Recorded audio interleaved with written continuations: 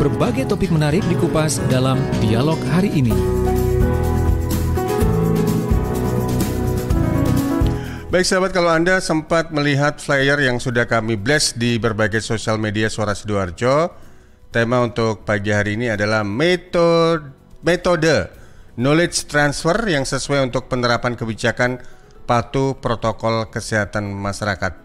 Karena kita tahu bahwa protokol kesehatan menjadi hal penting bagi masyarakat dalam menghadapi pandemi COVID-19, dan ternyata tidak semua masyarakat memahami betul segala aturan dan kebijakan yang ditetapkan oleh pemerintah. Nah, sejauh mana kita bisa mengetahui sebagai masyarakat kebenaran informasi mengenai penanganan COVID-19 melalui berbagai macam media sosial, sehingga diperlukan metode knowledge transfer yang sesuai untuk penerapan kebijakan patuh protokol kesehatan. Saya sudah tersambung secara daring dengan Amelia Mari Hesya alias Neng Echa, selaku Program and Strategic Officer Pustaka Desa dan alumni Ilmu Informasi dan Perpustakaan Fakultas Ilmu Sosial dan Ilmu Politik FISIP Universitas Airlangga, yang akan menyampaikan tentang metode knowledge transfer yang sesuai untuk penerapan kebijakan patuh protokol kesehatan bagi masyarakat via Zoom.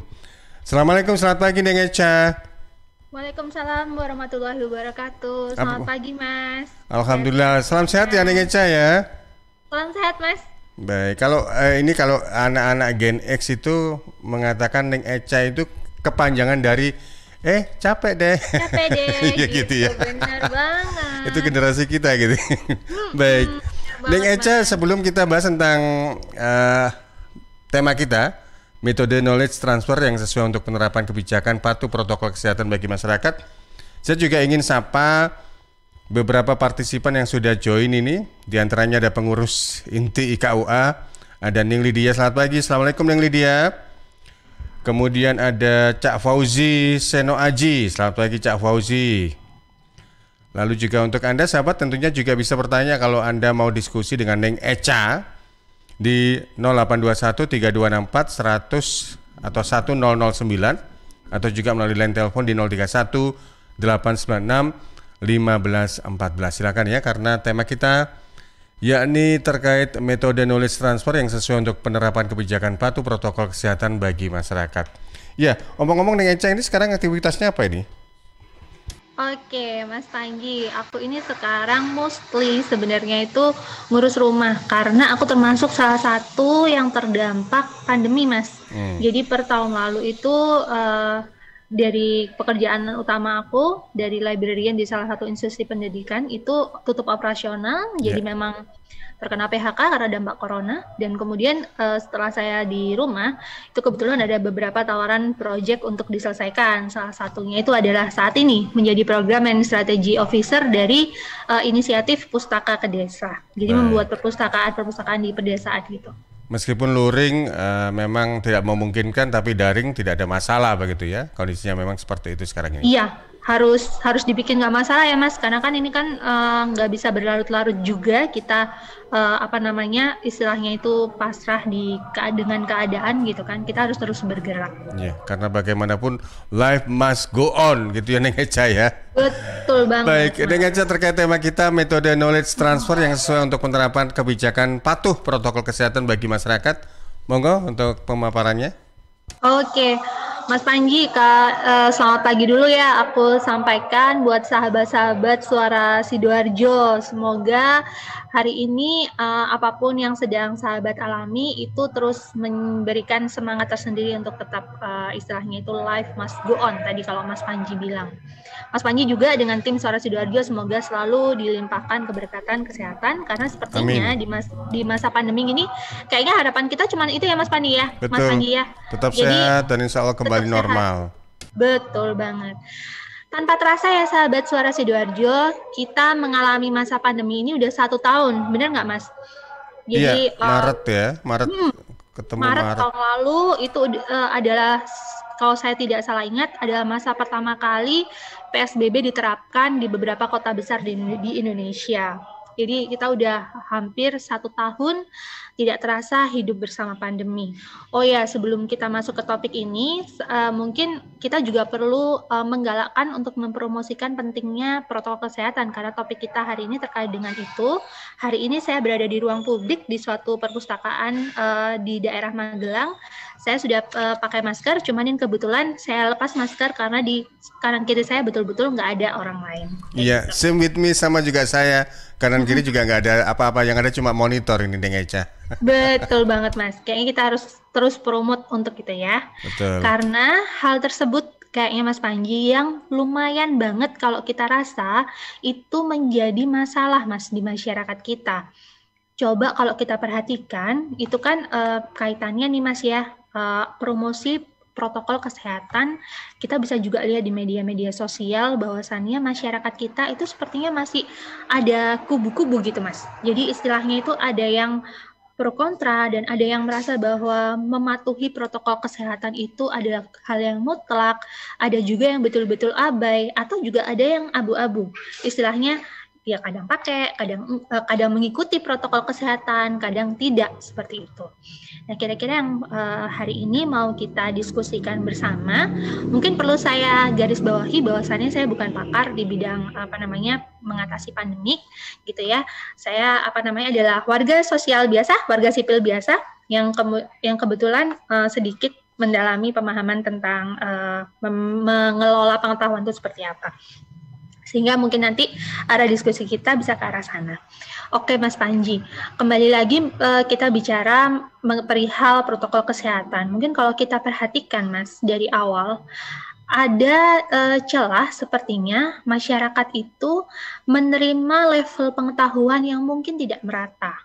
Jadi kalau misalkan kita bersama pahami, yang namanya pengetahuan itu kan sumber sebelum dia menjadi pengetahuan, itu kan dia terbentuk dari informasi, dari data, kemudian meningkat menjadi informasi, dan kemudian baru setelahnya adalah pengetahuan. Data itu yang seperti apa sih? Mungkin yang saat ini sering banget kita cermati kalau terkait dengan situasi pandemi ini, yang namanya data itu mungkin Mas Panji bisa lihat setiap hari ada sekian orang penderita baru. Jadi angka COVID misalkan di hari ini ada di angka segini, di hari berikutnya adalah angka segini. Kemudian sekian orang yang menjadi korban meninggal karena virus ini, dan kemudian sekian orang yang bisa tersembuhkan. Itu adalah data. Dan tanpa kita sadari, mungkin ya Mas, sedari awal kita memasuki situasi pandemi di negara ini, masyarakat kita sudah dihujani oleh data itu. Betul atau betul Mas? Betul sekali, hampir tiap hari media-media apapun selalu mengekspos tentang jumlah korban dan juga penambahan kasus baru dan sebagainya. Betul, kata kuncinya mengekspos ya Mas ya.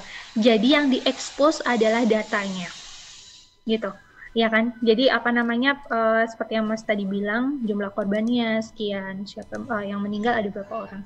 Masyarakat kita terpapar terus oleh data-data seperti itu yang mereka dapatkan dari media, baik itu media massa maupun sosial media. Dampaknya apa? Tidak semua masyarakat memiliki kemampuan atau mungkin memiliki kemauan untuk mengolah data tersebut menjadi informasi bagi dirinya dan akhirnya akan terbentuk menjadi pengetahuan. Ini stage-nya adalah data kalau diolah, itu bisa menjadi informasi. Contohnya, ketika kita melihat data bahwasanya, hari ini angka kematian adalah karena COVID ini, karena virus ini adalah di angka sekian. Besoknya sudah meningkat lagi. Dia akan terbentuk menjadi informasi ketika kemudian individu itu memiliki sense yang seperti ini, Mas. Itu kira-kira angkanya meningkat karena apa ya? Penyebabnya tuh apa ya? Apa saja sih yang menjadi faktor penyebab? Jadi sudah ada proses untuk mengelola itu. Dan kemudian dia meningkat lagi menjadi pengetahuan ketika kemudian dia mampu untuk mengkaitkan dengan pengalaman hidupnya. Jadi misalkan nih, kita ambil contoh ya dari diri kita sendiri, Mas. COVID diseases ini, virus ini, COVID-19 ini adalah virus. Kalau virus berarti sifat-sifat dari virus itu adalah begini, sesuai dengan pengalaman pribadi kita yang mungkin pernah terkena virus lain. Contoh, flu, itu kan juga virus ya Mas ya. Nah, kemudian kita bisa menyarikan pengetahuan dari pengalaman itu. Artinya selama ini berarti cara kita mencegah flu itu seperti apa ya gitu. Cara bekerja suatu virus itu bagaimana ya? Kita mencoba menambahkan untuk membentuk pengetahuan tadi, kita mencoba menambahkan ke diri kita itu dari sumber-sumber informasi yang kita gali. Nah, itu kemudianlah menjadi pengetahuan itu tadi. Nah, mungkin saya berasumsi di masyarakat kita itu, Mas, terjadi perbedaannya di sisi itu. Jadi ada masyarakat, kelompok masyarakat yang memang memiliki kemampuan dan kemauan untuk mengelola data dan informasi tentang virus ini menjadi suatu pengetahuan baru bagi dirinya. Ketika itu sudah menjadi pengetahuan baru bagi dirinya, otomatis secara logika dia akan menerima ini sebagai fakta yang empirik, gitu kan? Oh oke, berarti kalau misalkan cara bekerja virus COVID-19 ini, dia adalah virus, cara bekerjanya adalah seperti ini. Kalau virus, dia kemudian akan memiliki membangun logika, karena dia sudah memiliki pengetahuan baru itu tadi. Logikanya terbangun, dan kemudian dia akan fokus kepada satu titik yang sangat penting menurut saya, yaitu preventif. Nah, mungkin asumsi saya, kenapa di masyarakat kita terjadi perbedaan untuk penanganan ini, karena itu tadi, Mas. Jadi dari latar belakang untuk mengelola pengetahuannya masih belum terbangun secara merata, sehingga fokusnya masih berputar di data aja, gitu. Jadi mereka tidak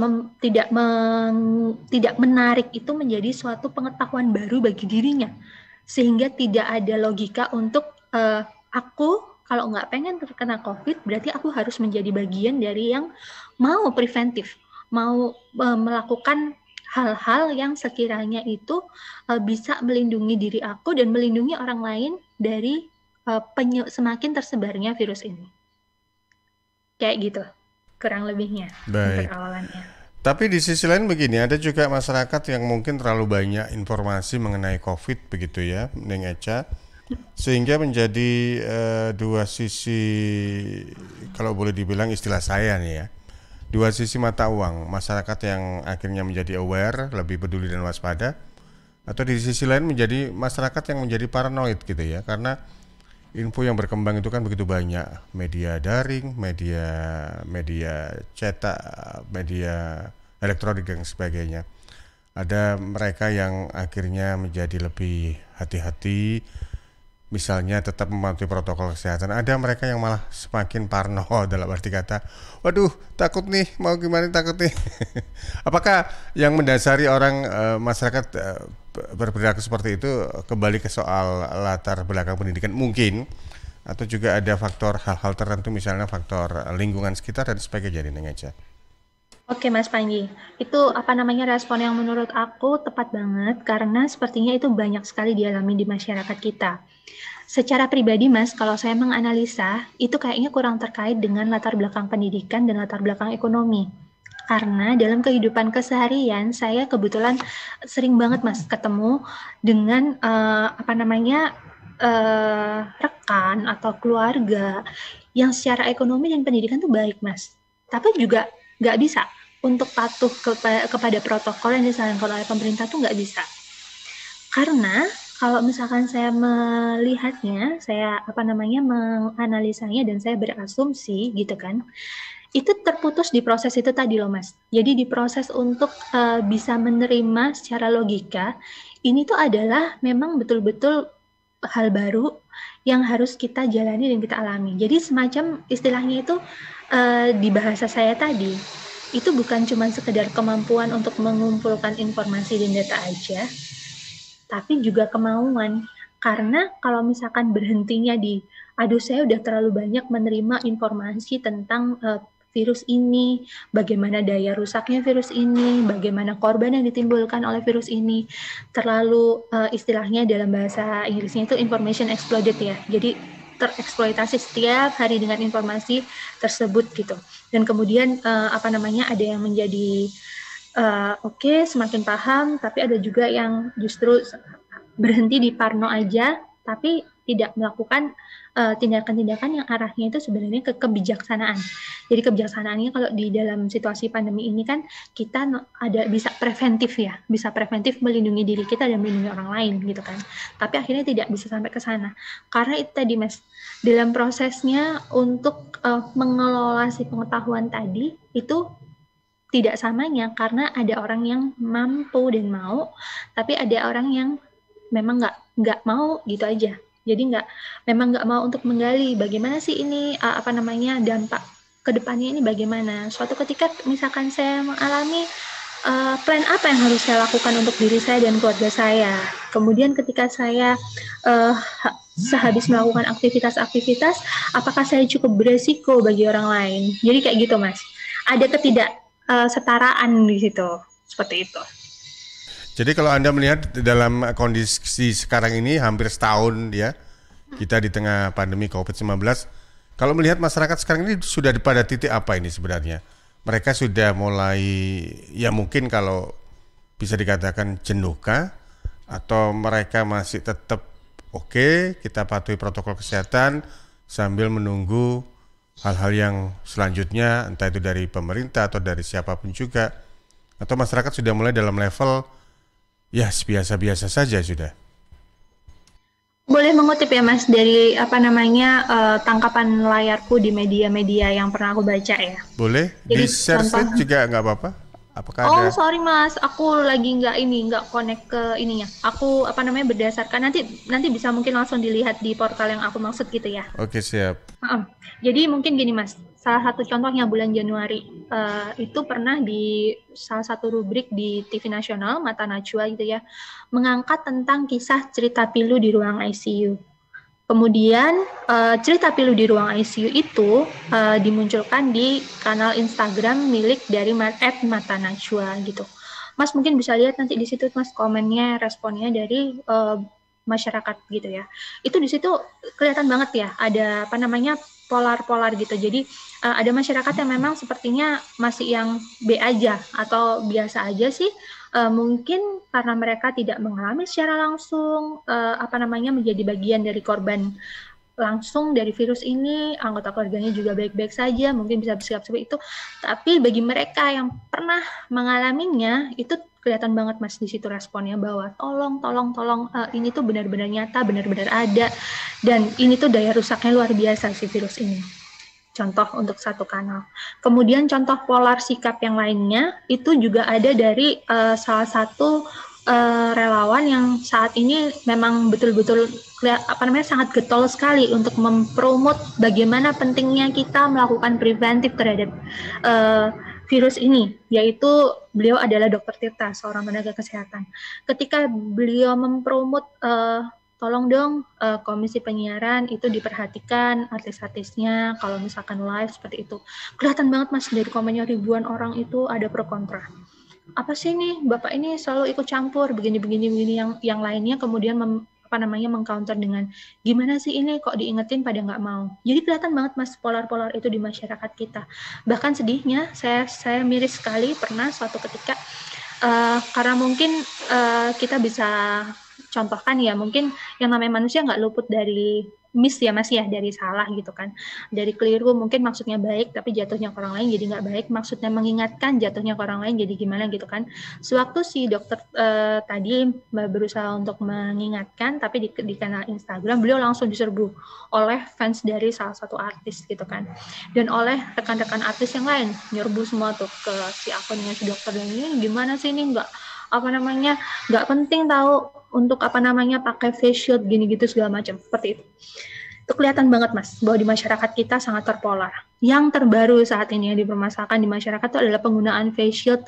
Kenapa kalau siaran langsung boleh, kalau misalkan sinetron itu nggak perlu pakai masker, padahal sama-sama proses syutingnya, sama-sama mereka sudah melakukan swab PCR segala macam. Jadi terbentuk terus itu.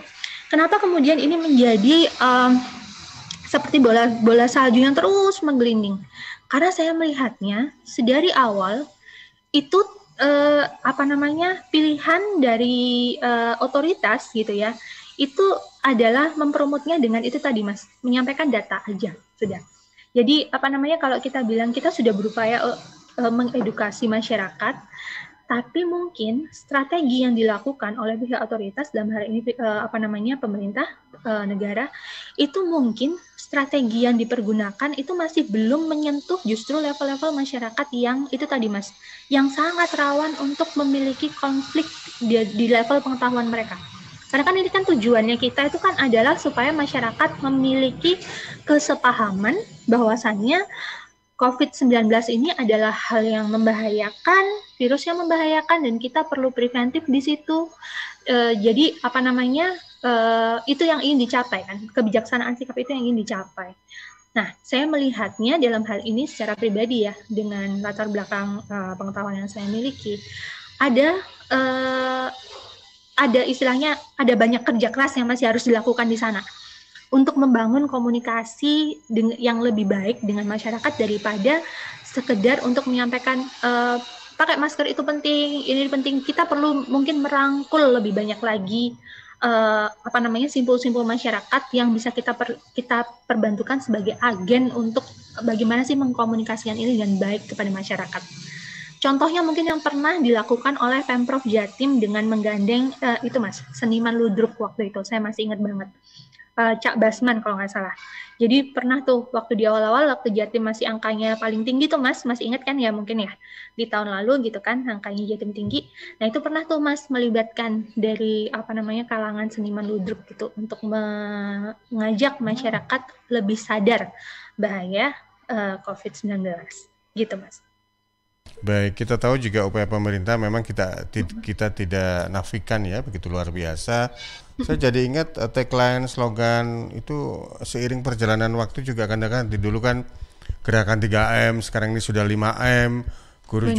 Dulu juga ada slogan juga maskerku melindungimu, maskermu melindungiku dan sebagainya. Sekarang ini ingat pesan ibu gitu ya. Ingat, terus, ada lagunya ya dari band Padi gitu kan. Betul, kemudian juga jaga iman, aman dan juga imun macam-macam gitu ya. Jadi mungkin upaya-upaya ini juga perlu kita apresiasi, bahkan juga mungkin kita perlu share kepada orang-orang, ya minimal orang-orang terdekat kita lah, bahwasanya COVID itu memang ada dan nyata dan kita juga harus tetap patuhi protokol kesehatan. Baik Neng Eca, kita jeda dulu, nanti kita akan kembali sesudah beberapa pesan berikut ini. Dan juga saya ingatkan untuk Anda sahabat yang melihat dan mendengar Suara Sidoarjo, Anda juga bisa berpartisipasi di WA kami 0821 3264 109 atau on air langsung juga boleh di 031 896 1514. Kami akan kembali sesudah beberapa pesan berikut ini. Suara Sidoarjo, lembaga penyiaran publik lokal pemerintah Kabupaten Sidoarjo. Solusi terbaik untuk rumah kos di Sidoarjo, Graha Sakinah Syariah. Graha Sakinah Syariah. Hunian kos premium dengan harga terjangkau dan terbuka untuk semua kalangan. Harga mulai 1 jutaan per bulan. Lokasi di tengah kota berkonsep syariah, fasilitas lengkap, aman dan nyaman. Parkir luas, dapur bersama, jemuran, akses 24 jam dan dilengkapi dengan jasa laundry. Graha Sakinah Syariah. Graha Sakinah Syariah juga menyediakan kos harian mulai 150.000 per hari. Tetapi untuk pasangan belum menikah tidak diizinkan. 4 lokasi terbaik Graha Sakinah Syariah bisa jadi pilihan terbaik untuk hunian kos Anda. 3 unit di Kelurahan Magersari, Kecamatan Sidoarjo, dan 1 unit di Perumahan Pondok Jati, Desa Pagerwojo, Buduran, Sidoarjo. Khusus di Perumahan Pondok Jati dilengkapi dengan resto. Booking sekarang juga dan pastikan hunian kos syariah aman dan nyaman jadi pilihan. Hubungi Abah Bandi di 081 230 55052. 081 230 55052. Halo, Assalamualaikum warahmatullahi wabarakatuh. Saya Denny Caknan menghimbau untuk seluruh masyarakat Jawa Timur agar tidak tertular oleh COVID-19, maka kita harus menaati protokol kesehatan yang berlaku. Khususnya memakai masker, jika berpergian menjaga jarak minimal 1 meter, dan tentunya harus didukung dengan olahraga. Jatim bermasker, Jatim sehat.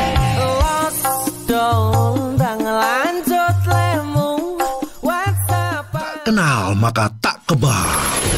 Pagi Pak. Pagi, stop. Siapa kamu? Virus Pak. Bapak siapa? Saya antibody. Bawa apa kamu? Penyakit. Wah, kamu pasti virus. Untung si bos sudah divaksinasi. Jadi aku kenal kamu.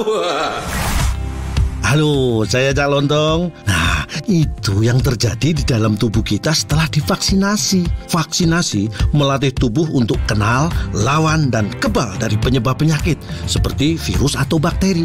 Sebelum digunakan, vaksin seperti vaksin COVID-19 akan diuji klinik. Dipastikan keamanan dan mutunya oleh Badan POM dan para ahli. Tetap pakai masker, cuci tangan, dan jaga jarak ya. Ingat, siap divaksinasi saat vaksin siap. Vaksinasi dan protokol kesehatan, lindungi diri, lindungi negeri. Dipersembahkan oleh Komite Penanganan COVID-19 dan Pemulihan Ekonomi Nasional dan Kominfo. Rokok opo gitu, kok putihan? Ya rokok empok, ya murah, ya akeh. Rokok ilegal ki. Masa rokok ilegal iki? Joki. Lah awakmu kok roh nek iki rokok ilegal? Rokok ilegal iki gak nek pita cukene. Samen paling roe bandrol kuwi lho. Rokoke kudu enek merek karo nama perusahaane sing terdaftar di Bea Cukai. Lokasi pembuatannya di kene yo gak enek. Terus di kene rokok ilegal gak enek gambar karo peringatane teko pemerintah. Berarti rokok ilegal gak resmi no? Aduh yo mesti to le Mul. Rokok ilegal merugikan negara. Mergo ora bayar cukai sing digembangun negara. Walah tutu, sepenting wong-wong gak roh. Loh, gak iso lagi. Makane to le tuku sing pasti-pasti ae. Aja ngawur. Laporkan peredaran rokok ilegal ke kantor Bea Cukai terdekat atau hubungi nomor 1.500 225 1.500 225. Iklan layanan masyarakat ini dipersembahkan Bea Cukai Sidoarjo. Ayo, ngewangi Bea Cukai, berantas rokok ilegal. Bea Cukai Sidoarjo, fokus mengawasi, tulus melayani. Tisu, masker, hand sanitizer, apalagi ya? Situ mau kerja atau mau camping sih? Kayak mau naik gunung aja. Hello, selama ini kemana aja? Ini yang perlu disiapin buat adaptasi kebiasaan baru alias new normal. Sekarang ini kita kudu dan harus terbiasa dengan kebiasaan hidup sehat, bersih, sesuai protokol kesehatan. Saat ini kita dalam perubahan pola hidup dalam situasi pandemi COVID-19. Jadi kita perlu melaksanakan adaptasi kebiasaan baru atau protokol kesehatan dalam kegiatan sehari-hari. Jangan lupa pakai masker, tetap jaga jarak, sering cuci tangan pakai sabun dengan air mengalir. Sediakan hand sanitizer kemana-mana. Kalau flu, di rumah saja. Nggak perlu bersalaman, say hello saja. Kalau nyampe di rumah, langsung mandi. Gunakan uang elektronik. Kalau naik kendaraan umum, jaga jarak. Balita atau lansia, di rumah saja. Ayo menuju new normal dengan melaksanakan protokol kesehatan dan menerapkan adaptasi kebiasaan baru. Hei, udah jam berapa nih? Kebiasaan telat juga masuk new normal ya? Ada yang kurang satu, uang sakunya belum. Iklan layanan masyarakat ini persembahan Dinas Kesehatan Kabupaten Sidoarjo. Suara Sidoarjo, lembaga penyiaran publik lokal pemerintah Kabupaten Sidoarjo. Baik, terima kasih Anda masih bersama kami. Ngobrol dengan sahabat-sahabat dari IKUA, Ikatan Alumni Universitas Airlangga Cabang Sidoarjo. Kali ini dengan narasumber Amelia Mari Hesya, Program and Strategy Officer Pustaka Desa, dengan tema metode knowledge transfer yang sesuai untuk penerapan kebijakan patuh protokol kesehatan bagi masyarakat. Sebelum saya bacakan WA yang sudah masuk di 0821 3264 1009, saya ingin cek dulu di Zoom. Bentar. Ini dari Cak Fauzi Sinoaji. Cak Fauzi, selamat pagi. Bisa mendengar suara saya, Cak Fauzi? Assalamualaikum. Anybody home? Sampurasun. Mungkin lagi sibuk gitu ya, Cak Fauzi ya. Neng Lydia, apa kabar, Neng?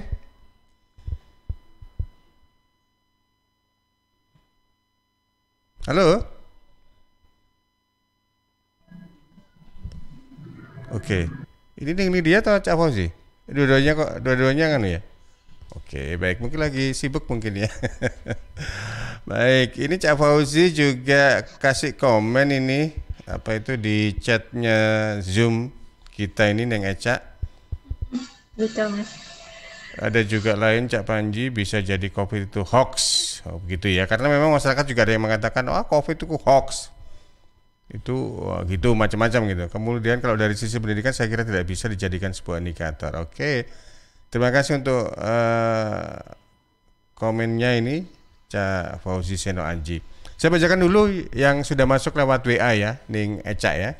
Yap, ya, sambil aku bikin catatannya. Oke, siap. Ini dari Mas Mujianto yang ada di kawasan mana ini? Wonayu ya. Yang mengatakan bahwasannya pemahaman masyarakat tentang COVID itu memang sudah gencar dilakukan oleh pihak Satgas dan sebagainya begitu ya. Tapi kadang-kadang masyarakat abai karena sudah terlalu jenuh dan lelah, sudah hampir setahun kok nggak selesai-selesai. Baik, terima kasih untuk Cak Muji, mudah-mudahan nggak jenuh ya untuk mendengarkan kami.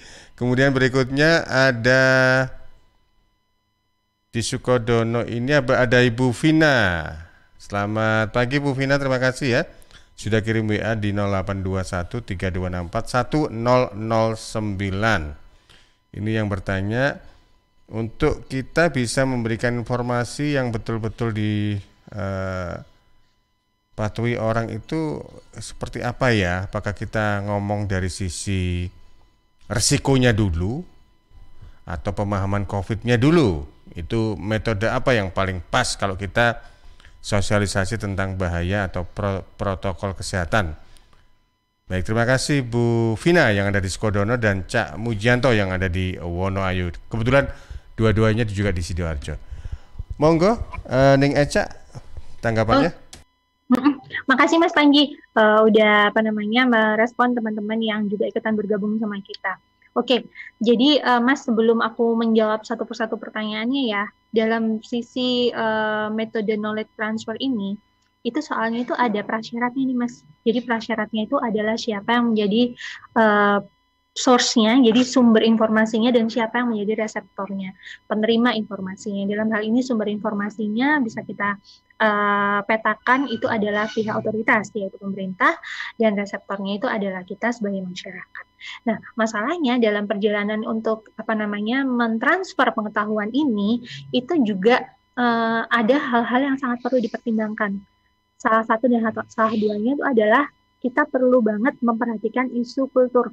Jadi saya pernah berbincang dengan salah satu kawan saya yang kebetulan beliau bertugas di BNPB, jadi di tingkat nasional penanggulangan bencana ya, karena kan COVID seperti kita tahu sudah saat itu belum dikategorikan sebagai bencana nasional, tetapi sudah ditangani oleh BNPB isunya.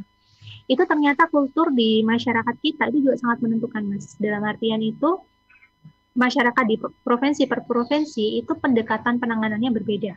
Kok di Jawa Timur ini salah satu strateginya dengan melibatkan komunitas. Kalau di salah satu di daerah di Kalimantan itu pernah menjadi klaster besar dari COVID, yaitu di daerah Goa waktu itu pendekatannya itu lebih ke sisi religius. Jadi karena di sana yang dipatuhi itu adalah pemuka agama. Nah, jadi itu yang perlu kita garis bawahi dulu nih. Ada aspek-aspek yang perlu dipertimbangkan. Kemudian aspek lain yang perlu dipertimbangkan itu adalah kita harus cek dulu nih, harus kita scan dulu. Adakah kemudian COVID ini menimbulkan suatu permasalahan kehidupan bagi individu? Sehingga permasalahan itu sebenarnya yang perlu kita pendekatannya ke situ dulu. Karena kalau saya pribadi, kebetulan saya pribadi mengalami Mas, itu COVID ini nggak main-main, daya rusaknya bukan cuma di masalah kesehatan, tapi juga aspek-aspek kehidupan yang lain. Secara sosial kita juga menjadi sangat berkurang kan intensitas kita untuk bersosialisasi dengan keluarga, tetangga, teman, seperti itu kan, karena kita memang sedang sama-sama menjaga, seperti itu. Kemudian dari sisi ekonomi, sudah nggak bisa dikatakan lagi nih, daya rusaknya luar biasa, mulai dari sektor pariwisata terdampak, kemudian industri-industri kecil juga terdampak, kemudian kita bisa lihat misalkan operasional mall, bioskop, tempat makan, seperti itu ya, itu kita sudah sepertinya sudah sama-sama paham. Jadi itu juga perlu menjadi pertimbangan ketika kita hendak melakukan sosialisasi bagaimana sih sebenarnya sikap yang tepat untuk preventif COVID ini. Kita kemudian merespon sekarang satu persatu dari sahabat Suara Sidoarjo yang sudah ikut turun masuk ke sini. Ada Cak Panji, bisa jadi COVID itu hoax. Memang hal ini yang mungkin juga perlu menjadi evaluasi bersama ya Cak ya. Jadi evaluasi itu bagaimana? Dari Cak Fauzi Seno Aji kalau nggak salah tadi. Oh iya, maaf, saya salah sebut nama ya. Cak Fauzi Seno Aji menyampaikan ke Cak Panji gitu ya. Bisa jadi COVID itu hoax. Nah, ini mungkin kita langsung bisa tarik contoh kasusnya itu adalah saat salah satu musisi dari Bali itu ya, Cak ya, yang yang ramai Cak Jering ya. Nah, itu bisa kita jadikan contoh tuh, Cak. Jadi misalkan begini, sebenarnya maksudnya beliau kan baik, karena beliau itu sebenarnya hanya ingin mempromot, janganlah rapid test itu menjadi sesuatu yang kalau di level masyarakat bawah itu menimbulkan masalah baru. Karena saat itu sebenarnya menjadi latar belakang beliau untuk ini tuh betul-betul permainan apa segala macam seperti itu, dan diterimanya di kelompok masyarakat lain itu juga jadi ikut-ikutan percaya, oh COVID ini bisa jadi hoax ya untuk menguntungkan salah satu pihak saja. Betul ya, Cak ya? Jadi di masyarakat kita sempat ada yang seperti itu gitu kan. Itu yang menurut saya perlu dievaluasi itu justru pendekatannya. Harusnya orang-orang yang mungkin memiliki istilahnya itu pendapat yang tidak pada tempatnya kayak gitu, bukannya malah kemudian dimusuhi, dimasukkan ke penjara apa segala macam. Karena menurut saya pendekatan sistemnya represif seperti itu mungkin hanya akan membungkam satu orang tapi menyuburkan ribuan yang lain. Gitu. Karena kan istilahnya itu pembahasan mengenai itu kemudian menjadi tidak tuntas gitu kan. Belum lagi kemudian dukungan-dukungan yang masuk terhadap beliau yang mungkin pendapatnya juga tidak sepenuhnya tepat terhadap isu COVID ini begitu kan, seperti itu. Jadi menurut saya kalau misalkan bagian dari masyarakat kita menganggap bahwa virus ini adalah suatu bagian dari hoax, itu yang perlu masuk di sini juga peran dari media, Mas. Jadi media literasi, kemudian bagaimana sih kita mencari sumber-sumber informasi yang memang tepat, dan kemudian kita mempelajari dari rangkuman-rangkuman mungkin dari yang sifatnya itu ilmiah seperti itu. Oh, ini ternyata memang betul-betul ada. Virus ini tuh ada, ini bukan hal yang main-main seperti itu, dan kemudian cara penanganan virus di negara kita seperti ini. Semoga pemerintah juga mau untuk mengevaluasi bahwasannya kalau misalkan orang menganggap ini hoax itu pendekatannya bukan lagi pendekatan yang represif tetapi justru dirangkul.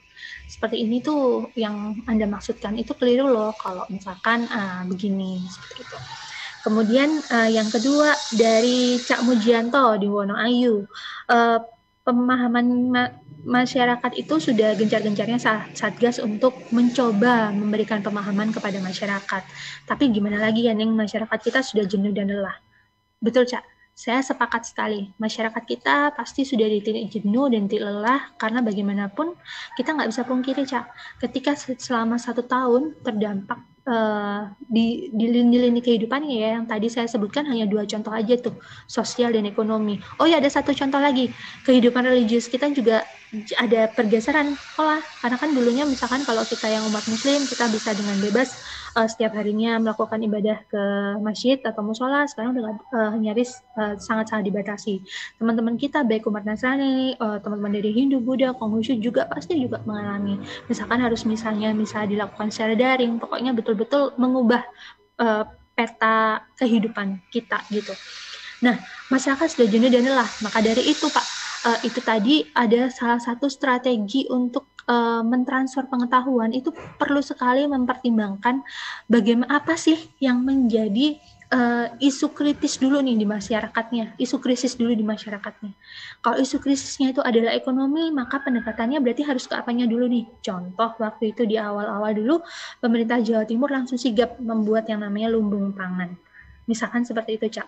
Jadi istilahnya itu ini dulu nih, dilihat dulu nih masalah besarnya itu di mana. Helikopter view-nya harus dipasang di situ supaya kemudian kita tuh bisa menyampaikan sesuatu itu bisa diterima dengan istilahnya itu apa ya? Dengan kesiapan gitu, kesiapan dari si penerima pengetahuannya gitu.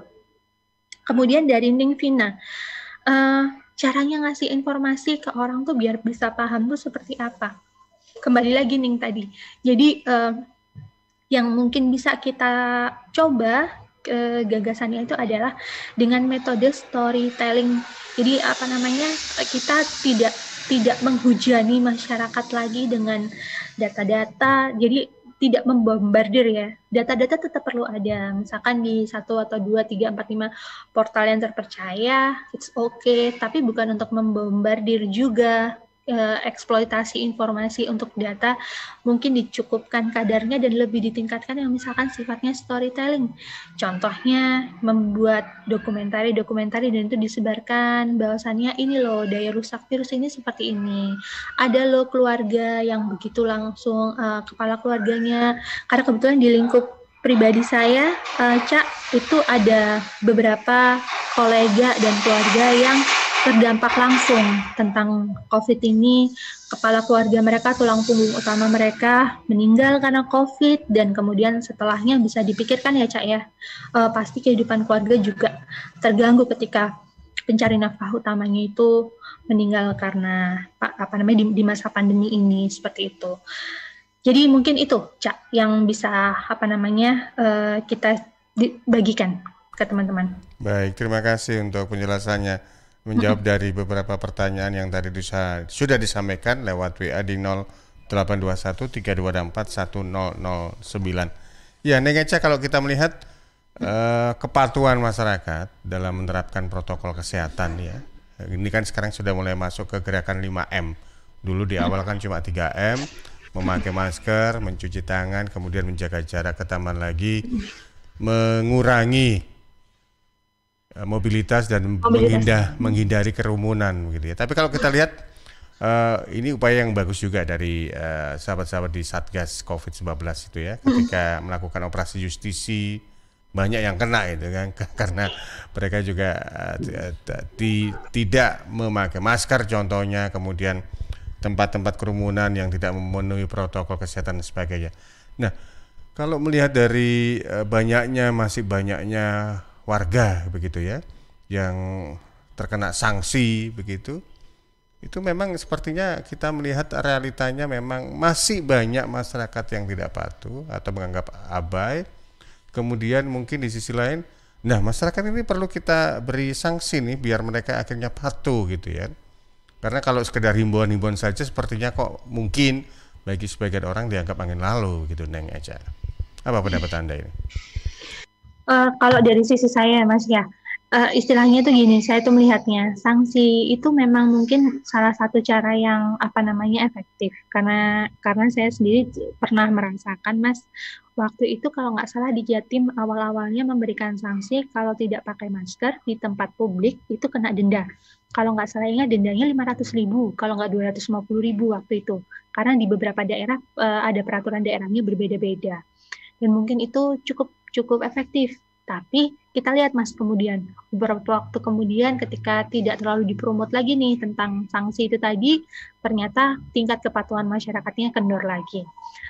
Artinya apa? Kalau secara pribadi saya berasumsi itu karena secara root atau akar permasalahannya itu belum selesai Mas. Jadi mungkin dari sisi masyarakatnya sendiri mungkin tidak melihat bahwa ini mereka cukup diperhatikan isu utamanya, sehingga mereka merasa bahwa ya udah gitu. Isu utamanya masyarakat saat ini tuh apa? Coba kita lihat lagi tadi Mas, permasalahan-permasalahan yang muncul dan sangat terdampak di di masa pandemi ini, itu isu utama yang paling nomor satu sebenarnya kan isu ekonomi ya Mas ya. Betul. Nah, jadi masyarakat mungkin melihatnya di situ. Bahwasannya saya melakukan ini ya udah kemampuan saya cuma segini, dan kemudian toh juga saya harus berjuang buat hidup saya sendiri ini, harus saya sendiri yang berjuang. Nah, jadi pemikiran-pemikiran yang sekiranya tidak memberikan daya dukung terhadap keberhasilan program untuk mempreventif atau mencegah penyebaran virus ini, mungkin itu dulu Mas yang perlu kita observasi, dianalisa, dan kemudian kiranya itu apa ya yang kemudian bisa bikin istilahnya itu sosialisasi untuk mempreventif si COVID ini bisa lebih berhasil gitu Mas. Jadi diselesaikan dari akar permasalahannya dulu. Baik. Ya, Neng Eca, tidak terasa waktu kita sudah mepet ke jam 9 ini terkait dengan tema kita untuk pagi hari ini, yakni metode knowledge transfer yang sesuai untuk penerapan kebijakan patuh protokol kesehatan bagi masyarakat ini. Monggo closing remark dari Anda. Iya, dari kami sebagai bagian dari masyarakat sipil mungkin tidak lelah-lelah untuk ini ya ke teman-teman, kita berada di pandemi ini, berada di kesulitan karena hidup berdampingan dengan pandemi ini, kita semua berada di kapal yang sama. Nah, mungkin kalau misalkan kita bisa menghimbau, jika kita berharap kapal ini terus, karena kita berada di kapal yang sama, jika kita berharap kapal ini terus bergerak dan ke arah yang lebih baik, maka besar harapan kita bisa sama-sama membangun kesadaran diri untuk menggali sebanyak mungkin pengetahuan yang terkait dengan dampaknya kalau kita hidup terus-menerus bersama pandemi ini seperti apa sih. Semakin dahsyat daya rusaknya itu sudah pasti. Jadi kita semoga memiliki kesadaran untuk yuk kita lakukan semua langkah itu dengan kesadaran penuh dari diri kita sendiri, bahwasanya kita melakukan ini bukan hanya untuk diri kita, tapi untuk keberlangsungan masa depan kita juga nantinya. Jadi kita bukan hanya melihat diri kita yang sekarang saat ini, tapi juga ke depannya. Kalau misalkan pandemi ini bisa segera usai, itu semua bukan karena keberhasilan satu pihak saja, tapi kita semua juga menjadi bagian dari keberhasilan itu. Baik, jadi mulailah dari diri kita untuk tidak jenuh-jenuh, juga untuk tidak bosan-bosan, mengingatkan pada ya minimal dalam skup kecil begitu ya Neng Eca ya. Benar, untuk Mas. patuhi protokol kesehatan. Betul. Dengan hal-hal seperti ini kan tentunya nanti akan memberikan efek yang baik khususnya supaya kita tidak gampang terpapar COVID-19. Baik, terima kasih Neng Eca, salam juga untuk keluarga. Sama-sama Cak Pandi. Sukses aktivitasnya di Magelang ya. Iya. Matur nuwun, salam sehat, assalamualaikum. Waalaikumsalam, salam sehat semuanya.